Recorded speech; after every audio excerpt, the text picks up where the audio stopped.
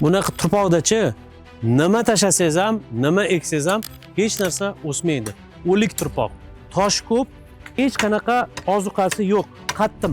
Hovlingizda remontdan keyin balkim semon va boshqa qurilish musorlari ko'paygan bo'lishi mumkin yoki yangi uchastkaga keldingiz.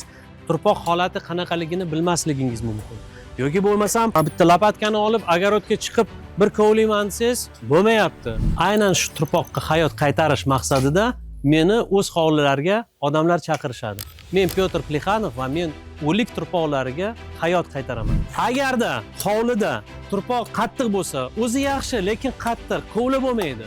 Unga biz biogomus va torf qo'shamiz va shuni hammasini kovlab olib yerni yumshatamiz. Agarda hovlingizda biron yangi ko'chat, daraxt, buta yoki gul ekaman desangiz, siz universal qorishma ishlatishingiz mumkin bo'ladi. Hovlingizda shunga o'xshash muammolar bo'lsa, menga murojaat qilishingiz mumkin va charchagan turpoqqa biz hayot qaytaramiz.